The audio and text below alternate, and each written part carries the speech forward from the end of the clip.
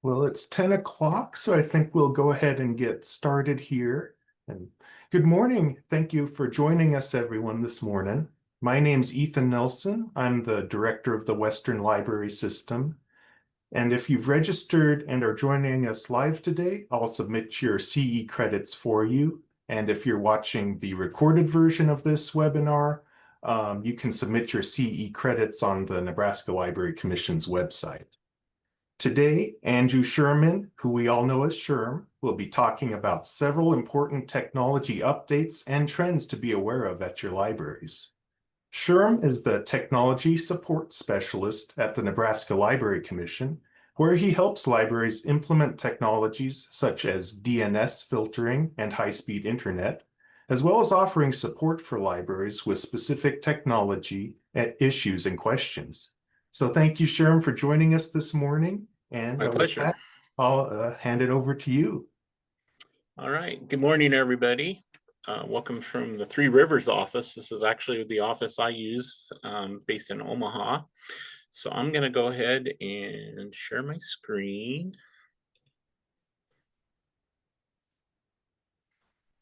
And we will go ahead and get started on the presentation. So we're going to cover just a few tech topics today, as Ethan had said in his opener for me. And let's just go ahead and get to it.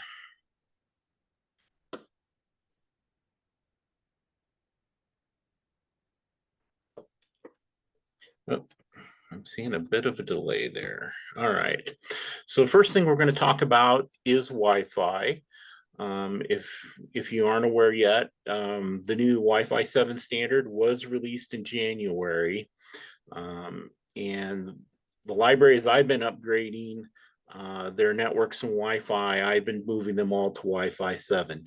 The price, it used to kind of be that when the new standard came out, the gear that supported it was usually really expensive out of the gate, and you kind of wait a while until some other players got in. But everybody, the standard had been delayed several times, so the vendors were ready to go, and the gear got pretty affordable pretty fast. So it just didn't make sense to try and save a little money, I think, and do Wi-Fi 6 or 6E with as quick as the price dropped on the Wi-Fi 7 gear.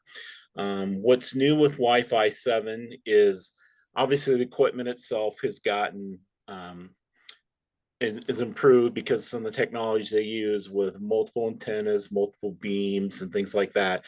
So it makes the overall Wi-Fi performance better. But then they also introduced two new pieces to it. There's a new security standard, WPA3.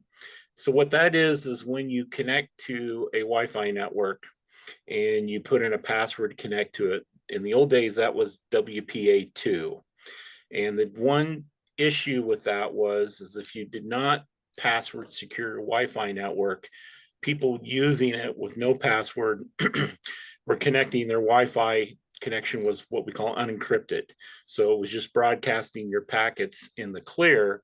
And the concern was always that you could have a hacker, somebody sitting with their computer in the coffee shop, and they could be running an application that called Firesheep or something like that, and they could just collect those packets. And since they weren't encrypted, they could try and put the packets together and try and see if they could pull out, login credentials and account information and stuff from it. So people kind of fell in two places of the camp. All the security heavy people were saying you should password secure Wi-Fi. But for libraries, that can be problematic. Even if you have a great big 8x10 sign on the wall that says our Wi-Fi password is this, people still won't get it. The old joke about them not reading any signage at all. Or if you were a small library that had limited hours and people could connect to your Wi-Fi outside the library, maybe even had a bench outside your front door, like I did at my library in Sydney. If you didn't have a big sign on the window that they knew to look at, they couldn't get your Wi-Fi password after hours. Some of the libraries are located in a popular recreation area or something where people are coming through town and want to connect to the Wi-Fi. I was more of the camp, like I would rather have an unsecured Wi-Fi that people can just connect in and use and then be on their way. So one of the nice things about WPA3 introduces is they actually produce an encrypted connection whether you're using a password or not. So that is a huge improvement over what we had. The only issue is obviously the device you're using has to be the latest and greatest to be able to do that. So for right now, it was the last generation of smartphones, the iPhone 16 and stuff, that could use that. It's the brand new computers coming out can do it, but the older stuff is still going to be using WPA3 and is going to be able to take advantage of that. The other big thing is they introduced the 6 gigahertz radio frequency. So again, kind of the history of Wi-Fi is we had 2.4, which is at the time seemed fast enough. It had good long range and it had great barrier penetration, which is why we still use it. It's pretty slow compared to the 5 gig and 6 gig signals. But again, it has very long range and it penetrates walls and floors and things really, really well. So we continue to use it as kind of the last resort frequency. Most of your devices are going to kick on to 5. 6 gigahertz is the best thing now, and it gives you blazing speed.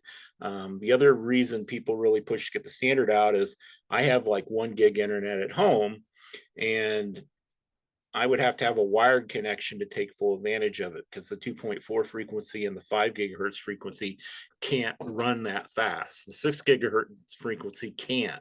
So now I have a frequency for Wi-Fi that allows me to take full advantage of my 1 gig internet. So that's kind of what's going on with Wi-Fi 7. Wi-Fi has gotten so good that a lot of new buildings that they're putting up and stuff, they don't even run the network cabling anymore unless there's a reason they have to. And if they do, it's probably to be able to plug in wireless access points throughout the building to provide Wi-Fi to everybody, and nobody really plugs into an Ethernet connection anymore. So the other thing I run into some of our libraries that maybe were early adopters of networking, they have very, very old Ethernet cabling in place, and there's multiple standards of that. And what can happen is if they're running an old Cat3 or Cat5 standard, they cannot do any network speeds faster than 100 gigabytes. So if they get high-speed internet, fiber, and they have a connection faster than 100 gigabits, they can't use it because they're cabling. That's a great time to just abandon your cabling and go to modern Wi-Fi, because it'll be by far better performance. And the nice thing is Wi-Fi connection, you're tied to, obviously having power for your computer, but you're not tied to having a wired Ethernet connection. For example, in Sydney, we had all the big ugly poles that came down from the ceiling that the Ethernet had been run into.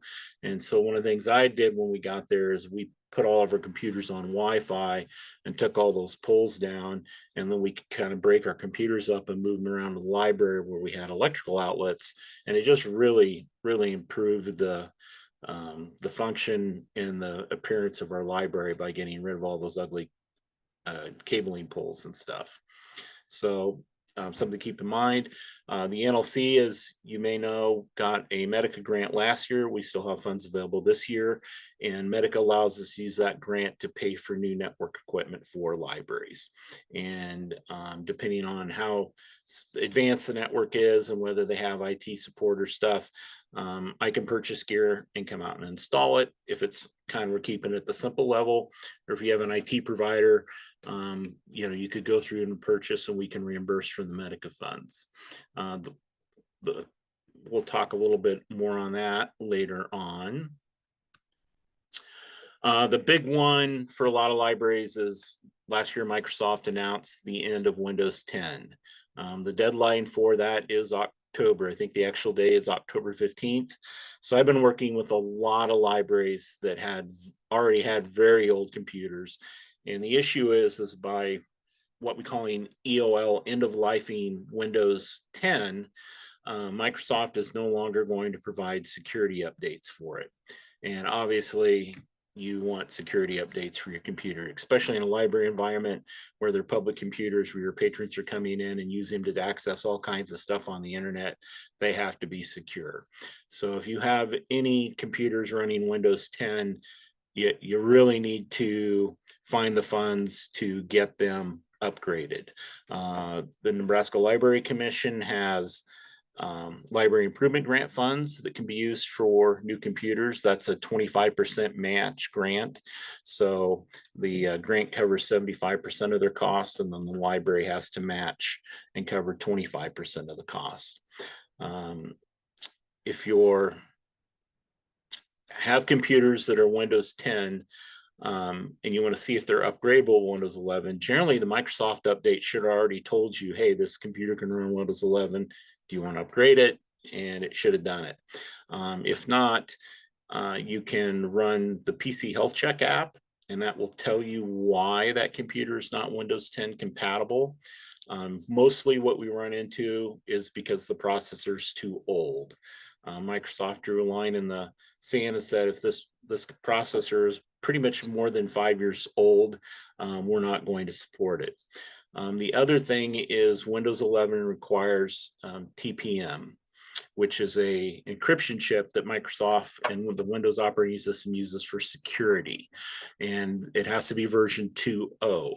So what the PC Health Check may tell you is either there's no TPM chip present in your computer, which means it's a really old one, or it's running version 1.2, which is not new enough.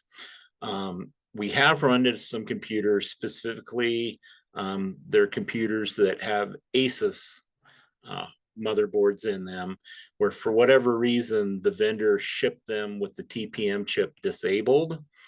But if you go into the BIOS and enable it, the computers are now Windows 11 compatible and can upgrade. I've run into a handful of libraries that had ASUS computers, and we went in and enabled the chip, and then half their computers are now Windows 11 compatible and were able to continue in use, and half their computers were still too old and we had to replace them, but it did save them some money.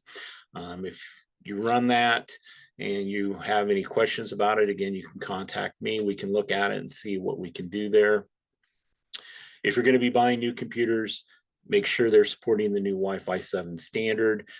Pretty much all the vendors are building Wi-Fi into their desktop computers, not just their laptops. They used to charge extra for it. These days, it's pretty much a built-in thing because they're all built into the same chipset that they're using for all the computers. So it's not an add-on card or something they're doing like they used to in the past. Patron public PCs, if you have not been running reboot restore software, which just makes my hair white, this is a great time when you're setting your new computers up to set them up out of the gate, fully protected with reboot restore software. Reboot restore software is software that when your patron is done using the computer, if the computer is rebooted, anything they did on the computer gets completely wiped away automatically.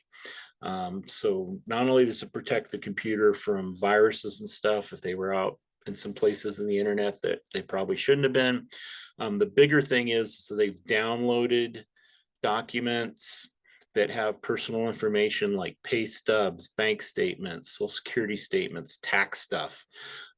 If they don't know to delete that from the computer and then empty the trash, if you don't have reboot store software, that information is sitting on that computer until somebody manually cleans it up. If they go into the browser and Microsoft Edge, you can set the browser up to automatically clear stuff every time it's closed, unless a patron goes in and messes with the settings and turns it off. So the bad thing is if your patrons are in messing with the browser settings, you're saving their logins and things like that. Again, that's something manually you have to go in and clean all that up and reset the browser on a regular basis. Reboot restore software, again, anything they've done to the computer, you just reboot it and it's back to the pristine condition you had it set up in for use. So it really, really protects your patron's privacy. It really reduces the workload and responsibility on the library to keep these computers clean and protect people using them. I just can't stress enough. And the NLC has the Medica grant that allows us to also pay for the licensing of Deep Freeze, which is far beyond the best reboot restore software available in the market. The other nice thing is they make a Mac version too. So if your library uses Macs or has Macs and PCs, the Deep Freeze covers them both. So it's really, really nice to have. If you're getting ready to buy new computers, I'm happy to review any quotes or recommend to you. What I do quite often is the library calls up and says, hey, we got the approval now to buy PCs. You know what's happening with the tariffs right now. Prices can be all over the boards. Some of the PC manufacturers built a huge inventory of computers, knowing that they were going to sell like gangbusters and that they wanted to have them stocked up ahead of the tariff charges. So what I do on behalf of the libraries is I usually go out to the Dell, HP, and Lenovo websites, see who's got the best deal, and I'll shoot you in an email response saying, here's the link to currently the best deal right now on computers. And it's kind of important you kind of have your money ready to go, because a lot of those deals are like, you know, it's a limited time, it's a limited inventory. So when you get a good price, you kind of need to jump on it and take advantage of it, or you'll miss your opportunity. Some libraries, Lenovo, when they put something on clearance, it's just crazy good price. Usually the quantities are very limited, and if you can jump on something like that, you can get a really nice computer for a really low price. So again, I'm happy to help out with that. For libraries that want to find their own computers and purchase them, I'm not a fan of buying computers through Amazon or Walmart's broad marketplace or eBay unless you know what you're doing. I've had libraries get ripped off. They bought what they thought were going to be new computers, or they were buying used refurbed computers, which I am absolutely not a fan of, as cheap as computers are these days, that were told they're Windows 11 compatible, and they show up and they're not. And so they just spent money on computers that can't run Windows 11, and then the person they bought them for through ghost them, and I've had that happen at 3 different libraries. It's kind of a really bad deal to have to say you got taken, and that's, you know, that money's gone and you got junk. So I always recommend sticking with the 3 big players, Dell, HP, and Lenovo, going through their websites, check out their sales site or their clearance tabs, and you can get a pretty good price on a computer you can count on. It comes with a 1-year warranty generally that's fully supported, and it's just the safest way to go. Microsoft Publisher, if I don't know how many heard about that. So many libraries have used Publisher for years for their flyers and everything. A lot of libraries have really moved on to Canva. That seems to be the end all and be all for doing flyers and things like that. Canva, it's supposedly supposed to have a free account for libraries. I've had some libraries said they've had issues being able to get it actually set up and working. So I'm not sure what you want to do on that. If you have older versions of Office Standard, where it's the Office that's installed locally to your computer, not the online version Office 365, you will be able to continue to use the publisher with it. Office 2016 and newer is still supported. So you're good to go there. Eventually 2016, Office 2019 will be end of life at some point. So generally, like I said, software with security stuff, you don't want to use it once it's declared EOL. But for now, if you've got Office 2016 standard or newer, you'll be able to continue using Publisher as long as you want. LibreOffice is a free open source office suite that a lot of libraries utilize on their patron computers instead of paying for Microsoft Office.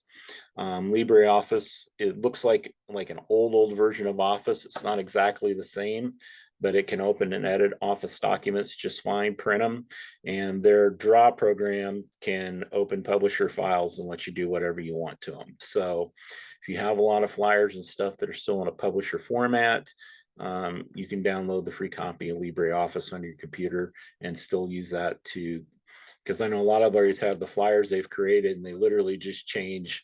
They use them every year for every season or event that's going on. They just change the dates and times, and this will allow you to continue to do that. I don't see the chat. Did anybody have any questions on anything so far? See a couple there.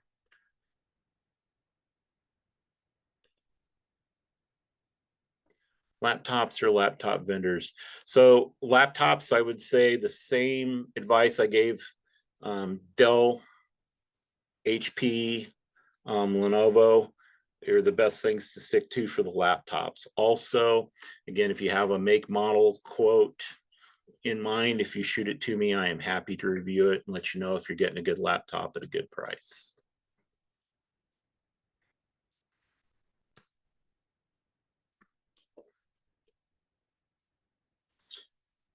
Free Microsoft Office for libraries. This was new this year from Microsoft. So it's Microsoft, well, they dropped kind of the Office now. They call it Microsoft 365 Business Basic. And their qualification there is if you're a public library that provides library services without charge to the residents community, you can get Office 365 licenses for free. To do that, you have to go out to the Microsoft nonprofits and set up an account. This is for staff use. This is not something you want to put on your public computers, and there's a couple reasons why. What's really cool about this, if you're just a small library with a few staff members, you can set up a Microsoft login everybody uses, and you'll have access to the same Outlook account, your Word, Excel, files, all that stuff. With that account, you get 1 terabyte of cloud storage, which is pretty cool. So you can have your documents automatically syncing off your computer to the cloud. So backup and everything is automatically taken care of. I know a lot of people are Google Doc fans. Google does not offer a similar offer. Maybe they will in the future to try and compete with Microsoft. But right now, Google, you have to do their workspace starter, which is $7 per staff member per month if you're a Google fan. So the reason we do not want to use Office 365 on a public patron computer is it requires the Microsoft login to use it. So the computer has to be logged in. And if somebody is using that computer, they have full access to the login and the settings and all that information. That's not good. The other thing is, if you're taking advantage of the Google Drive, Reboot Restore software does not clear off your cloud storage. It only clears off what's locally on the computer. So if you have that computer set up with Office 365, anything that's downloaded to it, that's created on it, is getting pushed into that cloud storage. So even though you have Reboot Restore software, you reboot the computer, that cloud, as soon as it's logged back in, that cloud stuff syncs right back down to the computer and it's all there. The other issue I run into with libraries that don't understand the difference between the locally installed Office standard and the subscription-based Office 365 is I've had libraries where they've paid for one Office 365 account, and then not only did they install it on their staff computer, they installed it on all their public computers. And then either I get a call saying, hey, somebody just told us, and everybody, all of our patent public computers can see all of our files. Or I go in to do a technical review, I sit down on one of the computers, go and check the Office, see that it's using a Microsoft Office, click into the cloud, and I can see all the library's files. What they don't realize is that Microsoft login ties that computer to the cloud storage. And if every computer you have installed on is sharing that cloud storage. So I can't stress enough, while this is an amazing deal and was fantastic for staff use, this is not a good option on patron public computers. The options I would recommend is LibreOffice. It's free. Or if you want to purchase Office Standard through TechSoup, which you can get the Office Standard licenses for $40 a pop. And then those can be installed on your patron public computers. What we've seen after pandemic, one of the conversations I have a lot with libraries is, okay, you had 8 public computers and they all got used before the pandemic. Now that we're past the pandemic, do you still have 8 computers tied up at one time? And a lot of libraries, it's like, no, we don't. We could get by with 4 computers or 6 computers. Great. So that's going to save us some money when we buy the new computers. Now, how many people still care that Office is on the computer? And they're like, I don't have anybody really come in the door and ask, do we have Word? Do we have Excel? So maybe LibreOffice could be installed on the computers, and then maybe only 1 or 2 patron computers need to actually have full-blown copy of Office on it. So just some things to think about that can save us some money going forward. Check chat again. Yep, the LibreOffice can do everything you need it to do. There's no cost for it, so I really like it. And the TechSoup price does refer to a one-time install. So if you have 3 public computers, you would have to buy 3 copies of Office Standard through TechSoup at $40 a pop. The MS365 subscription is actually free. So if you go out to Microsoft Nonprofits, create an account for your library, go through their certification confirmation process, and it's 300 licenses, which seems crazy to me, but they're really chasing, I think they're probably chasing the large library system, academic library systems, kind of as more education focused. But there's no reason, as small libraries here in Nebraska, we can't take advantage of that too, even though we only need 1 or 2 licenses. An annual subscription for Office 365 is $100 a year. So to get that for free is a really, really sweet deal.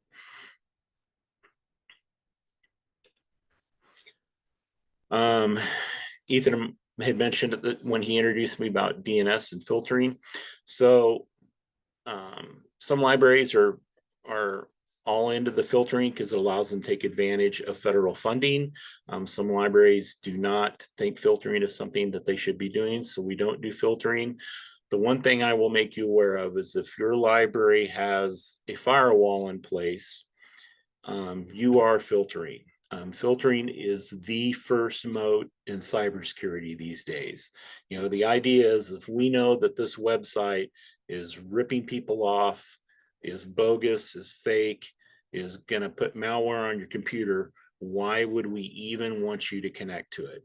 So almost any cybersecurity system like a firewall that's in place, the first thing they do is they look at what kind of website you're trying to get to, and if it's on their list of bad places to go, they block it.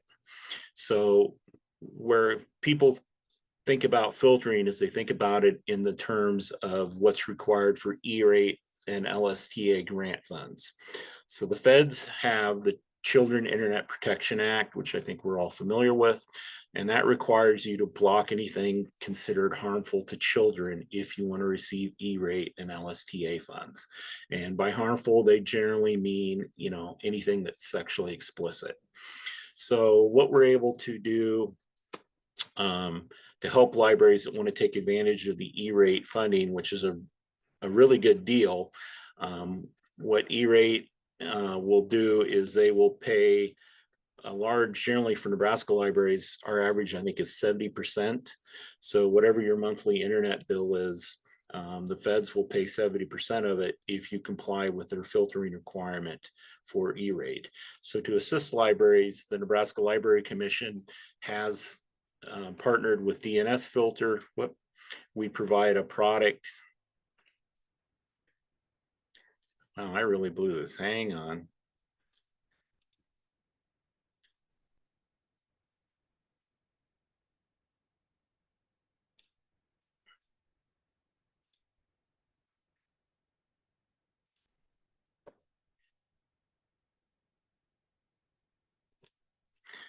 So we've partnered with DNS Filter. We cover the cost for libraries. I can work with your ISP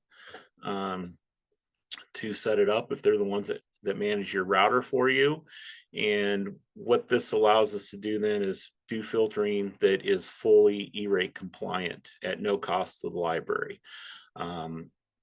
If you're not an E-rate library and you do not have a firewall in place, I would also strongly recommend having DNS Filter in where we just turn on the cybersecurity filter. So we're blocking the hackers and the scam sites and stuff like that at a minimum, just because of how good a cybersecurity and protection will provide the library and the patrons when they're out surfing the web. I really encourage you to take advantage of E-rate money. We're seeing a lot of libraries that maybe traditionally got their internet for free because the village let them come in and put something up on the water tower to be able to beam internet to the community. And part of that deal was the village office and the library and the fire department and the police department got that access for free. Unfortunately, that old line of sight wireless stuff tends to be really slow. And so 15 years ago, it was a great deal.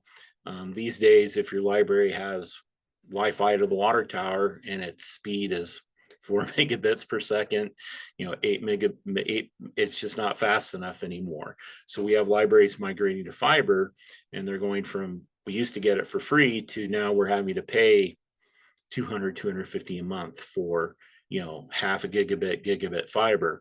So the E-rate can be a really budget saver there to allow you to have the feds pay for a big chunk of your monthly internet access. And then there are a couple other nice things that E-rate offers. Category 2, which pays for networking equipment, and then there's special construction where if your town doesn't yet have fiber, E-rate will pay the ISP to get the fiber to the library and thus to the community. So there's some other really nice things that we can take advantage of there by being able to put filtering in place and be compatible. And then the other thing is with E-rate is you don't have to have the filtering in before you apply for E-rate. You can apply for E-rate and check the box that says we will have the filter in place when our new internet service is ready to go. So that's something we can address later as you're going through the E-rate process.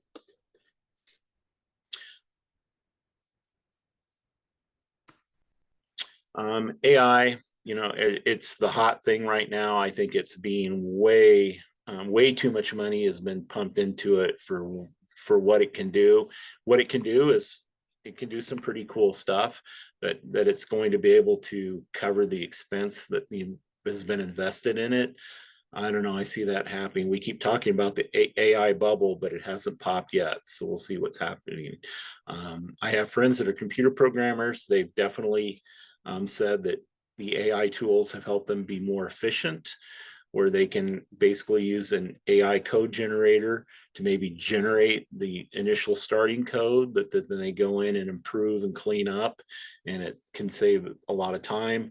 We have a lot of companies talking where they think they can fire everybody and replace them with AI. Some of the big consulting firms have done some studies and they're not seeing that.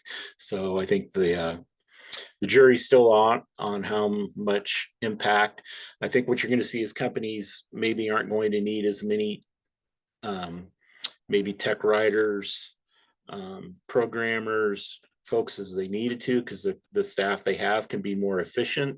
So maybe they don't have to be hiring, but we've seen some huge layoffs that have happened for the promises of AI, and it's going to be interesting to see if those actually come through. Microsoft Copilot is being pushed really hard in the Windows 11. You'll see if you're out buying new PCs, some of the manufacturers, Dell, HP, are touting their AI computers. They may be branded with Microsoft's Copilot Plus logo. What that means is these computers have a NPU, which is a neural processing unit for AI processing built into the computer. And they were hoping they could charge a premium for that and make more money off the computers. That has been a complete flop. The reason for that, it is AI processing takes place in a data center in the cloud. There's just not that much that a little NPU in the computer can actually handle. It's been good for maybe some language translation on the fly and stuff, but we had pretty good tools for that already. So if you're looking at new computers and you're seeing the vendors really touting you need one that's AI capable, you do not need an AI capable computer. These are kind of going by the wayside. I think you're going to see the Intel and AMD, the chip manufacturers, are going to probably continue to embed NPU units in their main processing chip setups. But I don't think you're going to really see them tout how much it improves the computer or be able to command the premium prices they initially did when they came out of the gate. And Windows 11, recall, if you've heard about that one, has been delayed, but now Microsoft is talking that they're pushing it out. So recall basically records everything you've ever done on your computer. And then if you are trying to remember where you went or what you did or what that document was, this tool is supposed to kind of help you be able to find and recall things. That's why it's called recall. The idea of Microsoft recording everything you do on your computer is a benefit to you, scares the heck out of me. I disable this on all my stuff. I don't want Microsoft collecting everything I've done on my computer. My thought is probably somewhere deep in their services agreement, you're allowing them to use this data to train their AI tools, and I'm not a fan of that. The image creator they've added, they have the AI image creator. I've played with that. It's fun. It can do some cool stuff. Again, the idea that they're going to recover their AI investment for something that can generate pictures for me, I have a lot of doubt in, but we'll see what happens. There's lots of speculation what Microsoft will do with the next versions of Windows, how AI-ish it's going to be. I guess it's going to depend whether the AI turned out to be a bubble or not. Google's added all their stuff too. So if you're a Chromebook fan, you're buying Chromebooks, they're touting their Chromebook Plus platform, which is kind of like the Copilot Plus PCs, where the Chromebook has an NPU embedded in it to supposedly make it better at AI. This is a quote that came up by the sci-fi author Ted Chiang, who I really enjoy, where we're calling it AI, but it's really not. It's a large language model where they're doing a statistical analysis based on all the data they scraped off the web. And while it's pretty cool, some of the stuff they've been able to pull out of it, in my opinion, it's not, when people talk about artificial intelligence, this is still not it. It's applies statistics against a huge language data storage, and yeah, we'll see. High-speed internet. So a lot of Nebraska, if you've been out driving down the byways and highways, you'll see the pickup trucks with the great big orange cable rolls on the back. They are laying fiber everywhere. And part of that was hopefully going to be with the BEAD deployment that was pushed out by the Biden administration, and it was broadband equity access and deployment. The Trump administration has been trying to put the brakes on this somewhat. Some states have received their funding and are moving ahead. Nebraska got $405 million to be able to extend fiber to what we call unserved and underserved locations. And they base that by the internet speed that's available in that location. So if you're at a location that has no internet service or internet service that is less than 25 megabits per second, you're considered unserved. If you have internet service that is less than 100 megabits per second, you're considered underserved. $405 million sounds like a lot, but with the distances they have to cover and the Fed's preference for fiber, we're going to see that $405 million.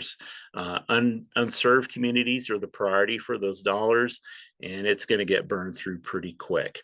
So if your community is waiting for high-speed fiber internet and now you think the BEAD dollars are going to get it to you, I really think you should consider E-rate special construction. The nice thing is that funding is still in place, and it preserves BEAD funding because we're using a different pot if you go through the E-rate process and special construction to get high-speed fiber run to your library.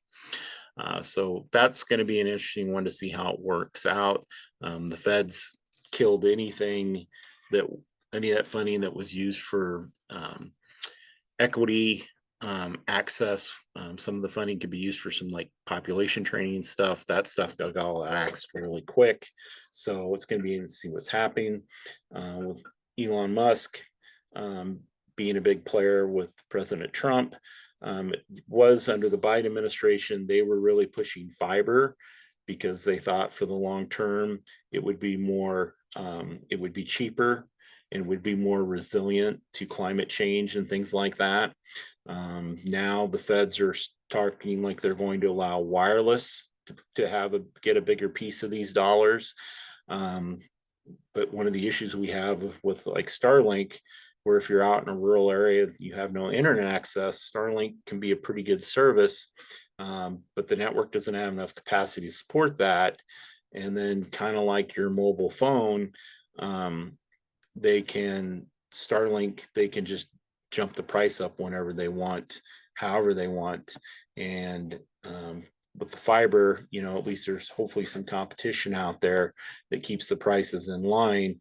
Starlink at this point is the only player in town, and they can charge pretty much whatever they want. There is some buzz that Amazon's service is going to be, or I don't know if it's Amazon. It's Jeff Bezos. He's trying to build the same thing as Starlink. So their service is supposed to be coming online possibly next year too. So we'll see if there's any competition there. But again, if you're a community that hasn't got fiber yet, you keep being told it's coming, it's coming, it's coming, really look at E-rate special construction so you just get moving and get fiber to your community and hopefully a lot shorter time frame. One of the things I run into when I do network reviews at libraries is they have very old networking equipment that is not ready to support high-speed internet. They have old Ethernet switches that can't run faster than 100 megabit. They have old wiring. They maybe have an old firewall that has a throughput limit on it. So if you would like me to review the library's network and see where you're at as far as fiber's coming to community and the library's going to high-speed internet. Does the internal network you have, will it be able to support it so you get your money's worth? I'm happy to review that equipment and let you know what needs to be replaced and upgraded to do that. Questions? Let me pop the chat back up.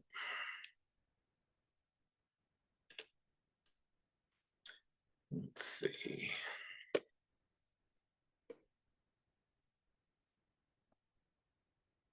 TechSoup price refers to a one-time install for public machines. Yes, that's correct. I think I answered that one. If we use an MS for nonprofits account to get Microsoft through TechSoup public machines, I believe so. So TechSoup, when you go through TechSoup to buy Office Standard standalone non-subscription Office for your patron public computers, you actually have to set a Microsoft nonprofits account up for that process also. So if you set a Microsoft nonprofit account up to get Office 365 free for your staff, that same Microsoft nonprofit account could also be used through the process of buying Office Standard for your public patron PCs at $40 a pop. When you go through that TechSoup process, you have to provide your Microsoft nonprofit account. You purchase through TechSoup, and then they hand you off to Microsoft, and then you get a link from Microsoft saying, hey, you're ready to go. This is where you come to download the Office to install on your computers. So yeah, it can be the same account.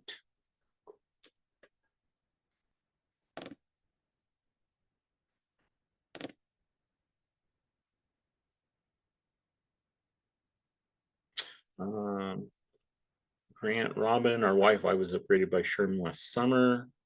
So the upgrade I did, I would have to look, Robin, but if I replaced your router with one of the ones that I like to do, I can't remember off the top of my head, it should already be Wi-Fi 7 compatible. So there should be no need to go back and replace that.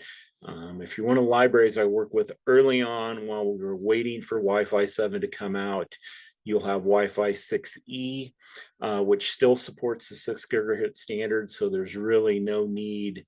If you have a 6E router, you're going to be fine for a long time, and there would be no need to upgrade that at this time either. So I think we're okay there, and would need to replace that.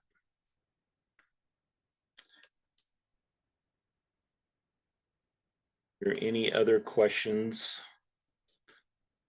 for me? Feel free to open up your mics too. And if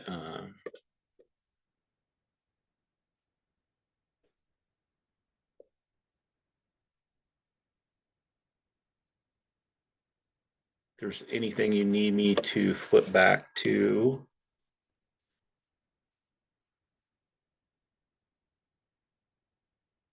Stop my share for now.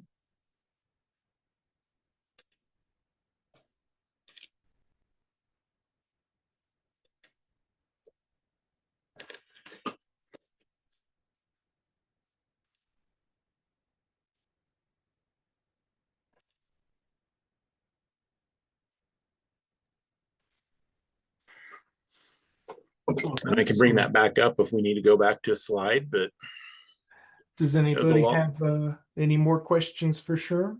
Yep, that was a lot of information delivered pretty quickly. Like I said, the big one has been the Windows 11, the Windows 10 end of life. I've been out to a bunch of libraries doing computers installs on their behalf, and I'm happy to do that, especially if we're tying the deep freeze into that and taking advantage of those Medica funds to set up these computers nice and safe, secure for day one.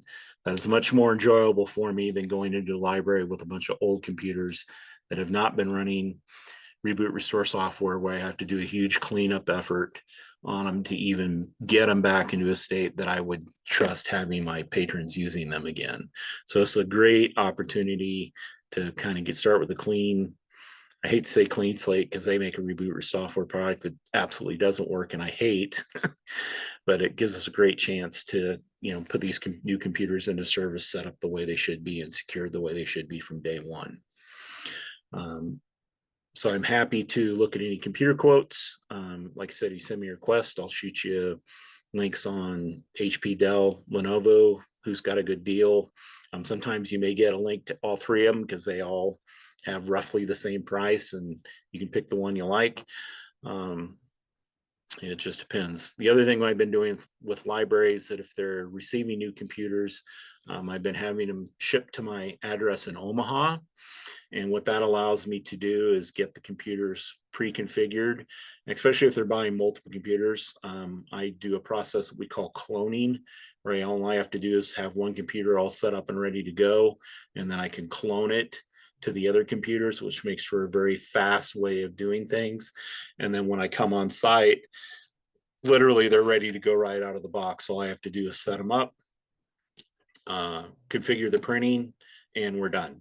I mean, and when I'm chaining up, when I like to go on these trips, when I'm chaining up multiple library visits, that I can hit a library, drop these on the tables on the desk. All I have to do is quick printer configuration, and they're done. That's a huge time saver for me, because when you set these computers new up out of the box, they go through a big Windows update process.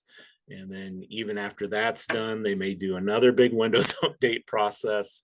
And if you have to do that for every computer, and you're at a library that has slow internet service, I'm basically sitting there just watching the little wheel spin, and it takes forever. Being able to do it at my lab, where I have high-speed internet and my external devices to clone drives, I can get these things just knocked off, just bang, bang, bang, bang, bang, and saves me a huge amount of time when I come on site to install them. And again, the network upgrades, I'm happy to assist with that. Some libraries, if you're a library that has a firewall, good for you. With the library survey or certifications, we actually added extra points if your library has a firewall in place, just because of all the great security they provide. So kind of the difference is the DNS filter is super to have, but it only protects you really on the outbound stuff.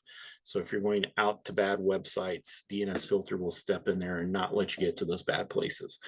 What a firewall does is not only does it do that filtering on the outbound stuff, but as traffic is coming back in, your firewall is inspecting those packets. And if it detects a virus signature, some kind of hacking, misformed packets, things like that, that hackers use to inbound attack you, firewalls block that. And that's why firewalls are so nice to have. The thing is, though, that security does not come cheap. The firewalls tend to be very, very expensive. And the faster your internet connection, the faster your firewall has to be, so it's not the bottleneck. So very few of our libraries utilize firewalls. It tends to be just the larger ones with the larger budgets. And then the other thing with the firewalls, they're not a set up and forget like a router that I assist with. The firewalls, you have to have somebody watching them and maintaining them, because when you're getting the firewall, when they see attack traffic coming in, the firewall sends alerts. So there needs to be somebody watching that can respond to them.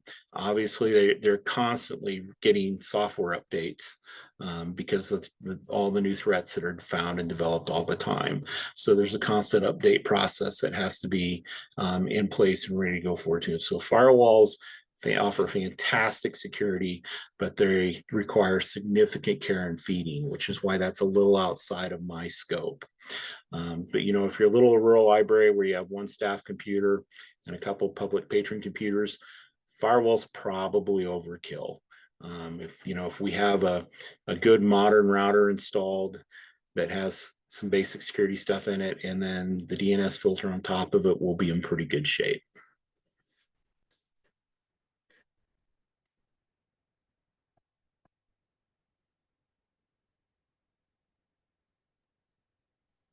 Do you see a question there in the chat about how much storage does a clone image usually need? So cloning is based on the size of the drive. Most of I use a freeware clone tool called Clonezilla. And what Clonezilla requires is the drive I'm cloning to has to be the same size or larger. So patron computers, we can generally get by with the entry level computer that's got maybe 8 gigabit of RAM and a 256 gigabyte digital drive. Staff computers, I would prefer to see 16 gigabits of memory and a 512 gigabit drive. So I can't clone from a 512 gigabit drive to a 256 gigabit drive because they're not the same size. I'm trying to clone a bigger drive to a smaller drive, so that generally doesn't work. But as long as the drives are the same, so if all the new patron computers all have the 256 gigabit drive, I set one up like I was doing just a one PC. And once I have it all configured and everything loaded on it, then I can simply just pop the little hard drive chips out of the other computers, put in my little drive holder, and I can just clone. The other nice thing is what I ran into with the latest round of Dell computers I've been installing is Dell's actually included a cloning feature in their BIOS. So you can actually go into the BIOS of your computer, and once you have that PC all set up, you turn on the computer, you hit your BIOS hotkey that boots the computer into BIOS. Instead of loading Windows, you can go to their feature and you can actually use the PC, one of your new PCs, to clone drives for your other new PCs. It's pretty slick, and it's actually a lot faster than booting off the Clonezilla USB, how I've been accustomed to doing cloning. This is so the last two libraries I'm installing new computers in both bought Dells, and I use the cloning feature that was built into their BIOS to actually clone all their drives, and it was really slick. I'm very appreciative of it.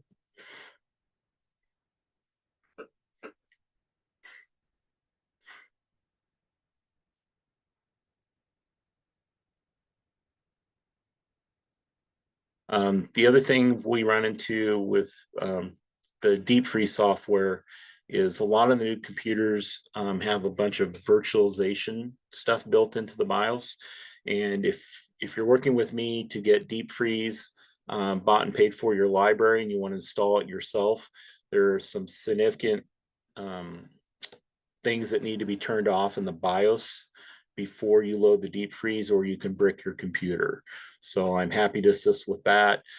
Everybody's BIOS is different. So Dell does it different than HP, than Lenovo. And the bad thing is I can't do like a remote desktop session with Zoom. I can't do that with BIOS. So with the BIOS, it may be something where maybe it's a new make and model I've already worked with, and I can tell you what you have to go turn off.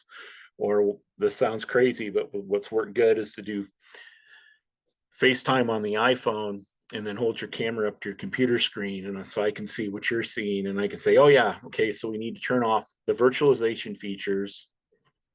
We need to turn off the hard drive encryption, and then we're good to load deep freeze and move ahead with things. Another thing I always turn off when I'm setting up computers, especially for the patron public computers, is the BitLocker drive encryption for Microsoft. You know, if it was my personal laptop that I travel with, yes, I want BitLocker turned on. So if somebody gets my computer, they can't get into it. It's all encrypted. For the public patron computers, there's nothing on there that should be sensitive anyway, especially if we have the reboot restore software. And what's nice about turning off the BitLocker is it does make the computer run a little faster. But I don't know if anybody has ever faced the blue screen of, we need your BitLocker code because somebody did something on this computer that we didn't like and we've locked the computer down. If you do not have that Microsoft account that computer was set up under and access to this great big huge long code you have to put in to get it unencrypted again, it's a complete wipe and reinstall of Windows. So when I set up patron public computers, I like to turn BitLocker off. It maybe isn't even a bad idea for some of your staff computers too. It just depends. So drive encryption is something I am very cognizant of when I'm setting up computers for libraries.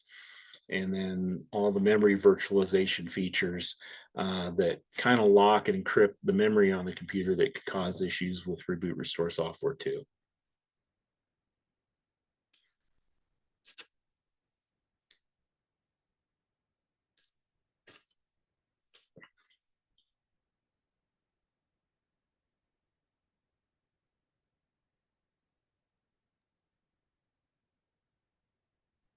Well, I see some thank yous in the chat, and I'll just reiterate that as well. Thank you, Sherm, for joining us this morning and for updating us on all those tech issues. If you have any further questions, you can feel free to reach out to Sherm, and you can also reach out to us at the Western Library System office, and we'll be happy to assist you as much as we're able to as well. And so if nobody has any further questions for Sherm, I think we can Yeah. go ahead and Ethan, yeah, feel free if you want to distribute the PowerPoint that I used today. It's got all the hot links to stuff in it where you can just open up the PowerPoint, click. It's also at the end, it has all my contact information. And I've done a bunch of Encompass Live programs on a lot of these topics if you want to really deep dive. And they are also all linked at the end of the PowerPoint document too. yeah, I'll make sure I send out the PowerPoint and the recording to everybody.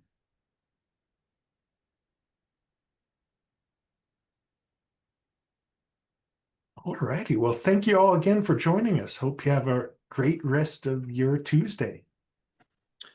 See you around, everybody. I'm on the road hitting some libraries this week. And like I said, if there's a library you would like a visit, let me know. Again, I like to try and chain up as many as I can just because it is Nebraska and it's a lot of windshield time. So as efficient as I can make my travels,